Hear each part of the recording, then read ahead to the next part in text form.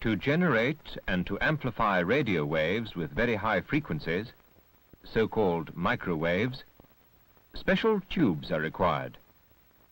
For example, the Klystron.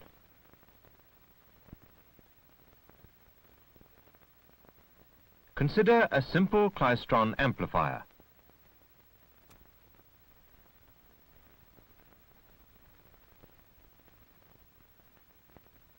The essentials of this simple Klystron are the electron beam,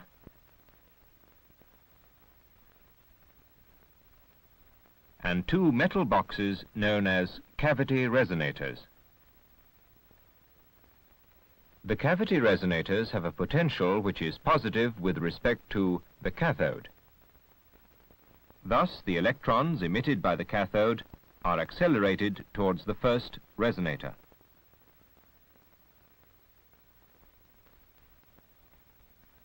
Because the resonators have apertures in the form of grids, the electrons will continue until they reach the collector, which is at the same potential as the resonators. Therefore, in the region between the first resonator and the collector, the electrons would have a constant speed if it were not for the influence of the cavity resonators.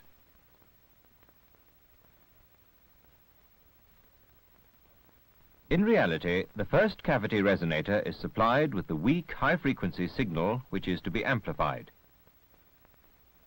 This signal will initiate an electromagnetic field inside the cavity. Due to this field, the velocities of the electrons passing through the first resonator are modulated.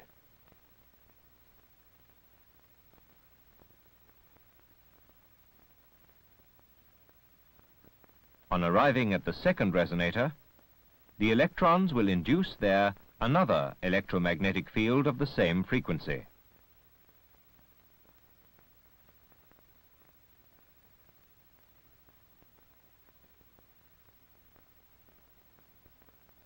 This field is so strong that it is possible to extract a large signal from the second cavity. To understand this amplification process, it is necessary to study the behavior of a cavity resonator in detail.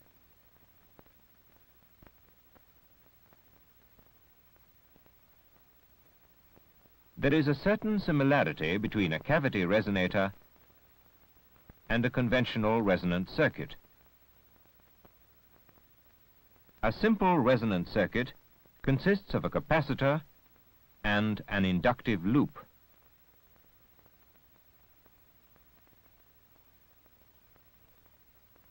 It is known that a conductor contains free electrons. Charging the capacitor to obtain a voltage of this polarity means that many electrons are removed from the upper plate and an equal number of electrons are introduced into the lower plate. Thus, there are two charged layers. One layer has an excess of electrons and is therefore negatively charged. The other layer has a shortage of electrons, which reveals itself as a positive charge.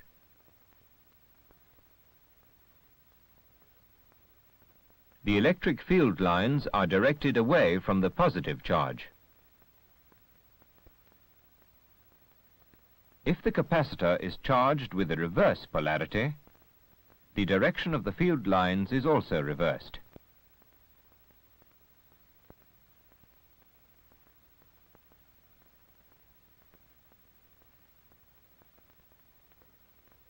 The displacement of electrons in the loop constitutes an alternating electron current, which is symbolized by the variations of the green arrow.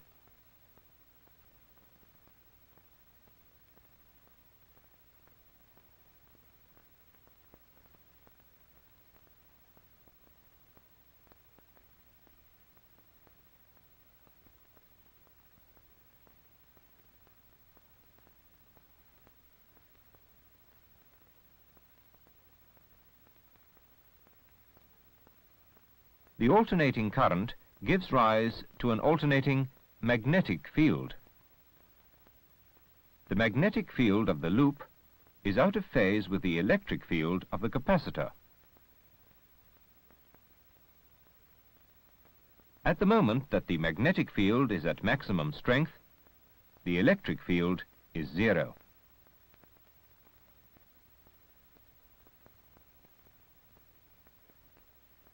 A quarter of a cycle later, when the electric field is at maximum strength, the magnetic field is 0. There are two similar situations in one cycle at which the fields have the reverse direction.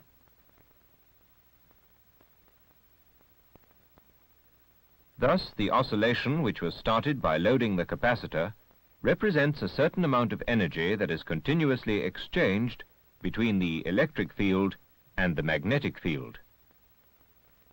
The smaller the value of the capacitor and the inductivity of the loop, the higher the frequency of the oscillation, or the resonant frequency. With this simple circuit, a rather high frequency can be obtained, because the inductance of a single loop is very small. To obtain higher frequencies still, the inductance can be further reduced by placing 2 or more loops in parallel. This results finally in the formation of a closed resonator having certain very high resonant frequencies, which are determined by the dimensions and shape of the cavity. In a closed resonator, the magnetic field, as well as the electric field, is confined to the interior of the cavity.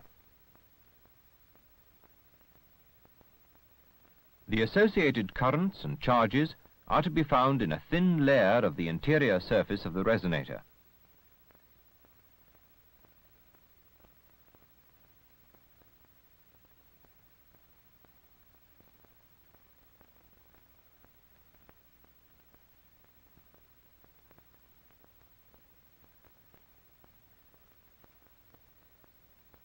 The first resonator of the klystron is excited by the external signal which is to be amplified.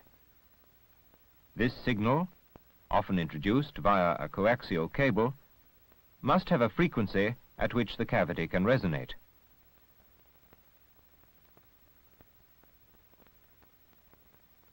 The current in the coaxial cable sets up a magnetic field, which in turn brings the resonator into operation. That is to say, that also an electric field is originated.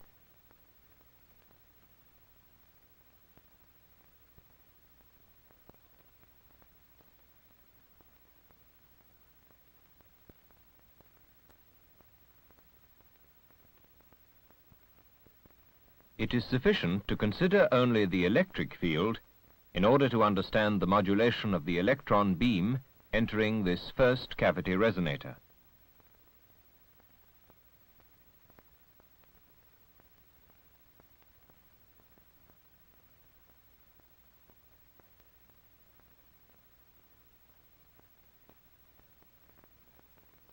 The electric field lines indicate the direction of the force acting on a positive charge.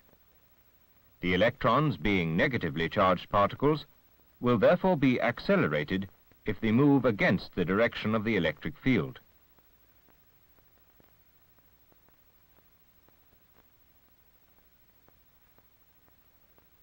On the other hand, the electrons will be decelerated if they move in the same direction as the electric field.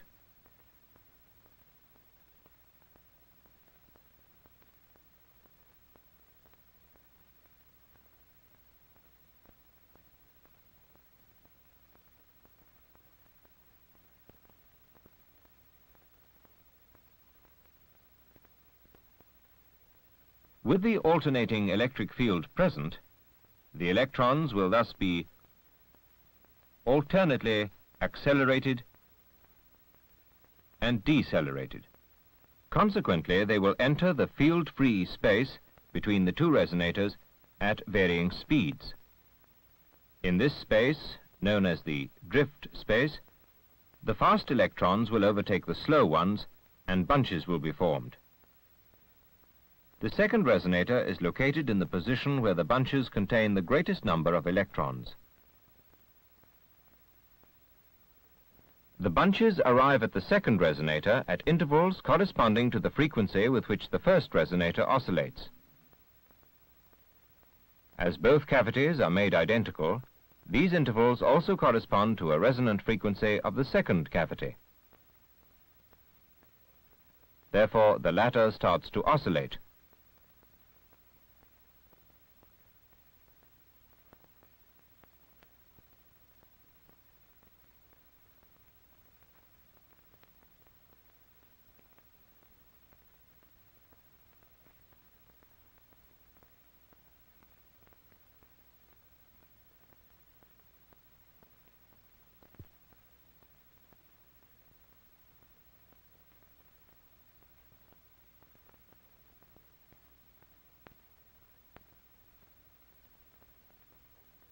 The alternating magnetic field inside the second cavity is partly linked with the coaxial cable and thus initiates the output signal.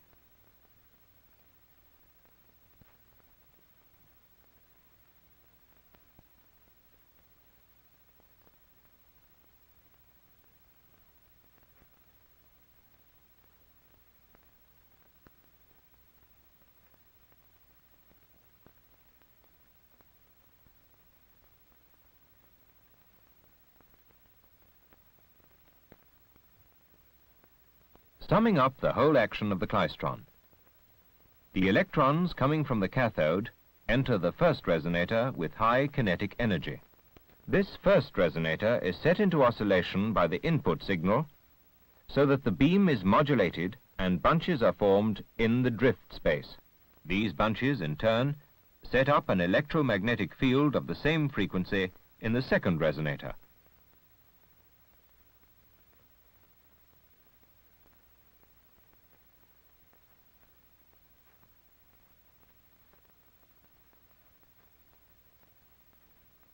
From this field we can extract a larger output signal.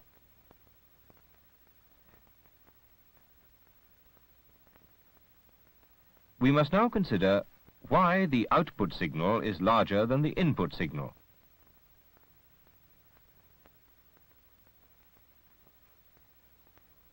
A constant stream of electrons enters the first resonator so that almost equal numbers will be accelerated and decelerated. Thus, the average kinetic energy of the outgoing electrons is nearly equal to the energy of the incoming electrons, and almost no energy is taken from the field of the cavity.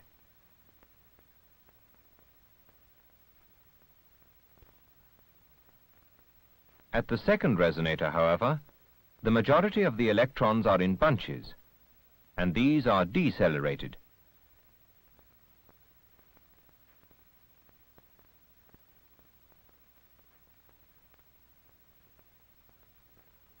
Only very few electrons are accelerated.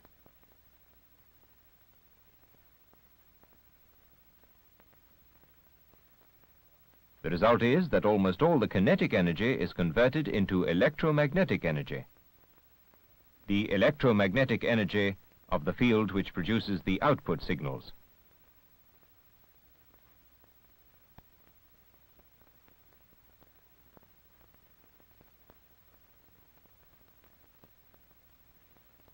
Amplification of such a two-cavity klystron is too low, then multi-cavity klystrons may be used.